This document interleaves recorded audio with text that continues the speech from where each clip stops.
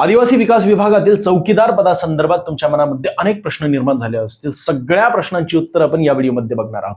जसं की पहिला मुद्दा तो म्हणजे वेतन किती असते व पहिला पगार किती मिळणार आहे. या व्यतिरिक्त या पदासाठी ट्रेनिंग असते का, हा सुद्धा तुमच्या मनामध्ये प्रश्न आहे. कामाचे स्वरूप नेमके काय असणार आहे, नोकरीचे ठिकाण कुठे असणार आहे, पदोन्नती किती वर्षांनी होत असते आणि पदोन्नतीनंतर तुम्हाला कोणतं पद मिळणार आहे. या सर्व प्रश्नांची उत्तर याच व्हिडिओमध्ये तुम्हाला बघायला मिळतील. तुम्हाला केवळ व्हिडिओ शांत चित्ताने शेवटपर्यंत बघायचा आहे. पहिला मुद्दा तो म्हणजे वेतन म्हणजेच सॅलरी आणि फर्स्ट सॅलरी किती असणार आहे. तर सामान्य वेतन ग्रुप डी असल्यामुळे लेवल 1 चं असतं आणि लेवल 1 म्हणजेच 15,000 ते 47,600 पर्यंत हे तुमच्या ऍडव्हर्टाइज मध्ये दिलेले आहे. आणि यामध्ये डीए प्लस HRA प्लस इतर भत्ते सुद्धा समाविष्ट केले जात असतात. म्हणजेच राऊंड फिगर तुमची इन हँड 24,000 ते 25,000 पर्यंत सॅलरी मिळणार आहे अप्रॉक्स.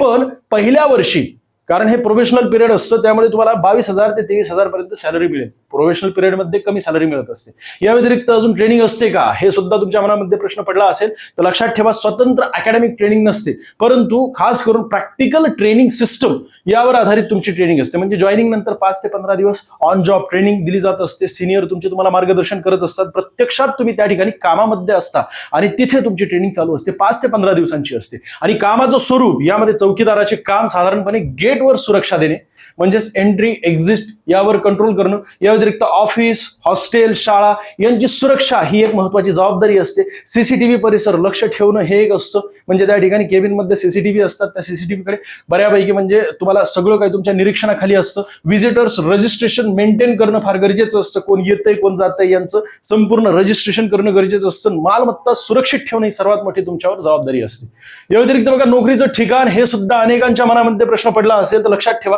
नाशिक, ठाणे, अमरावती आणि नागपूर हे एकूण 4 प्रशासकीय विभाग आहेत, ज्यामध्ये 29 आदिवासी विकास प्रकल्प आहेत जे तुमच्या ऍडव्हर्टाइज मध्ये दिले गेलेले आहेत. आणि या आदिवासी प्रकल्पात कार्यालय, शासकीय आश्रमशाळा आणि या व्यतिरिक्त वसतिगृह या सर्वांचं तुम्हाला संरक्षण करायचं असतं. आणि खास करून ग्रामीण आदिवासी भागांमध्ये तुमची पोस्टिंग होत असते, कारण आदिवासी विभाग त्याच ठिकाणी असतात.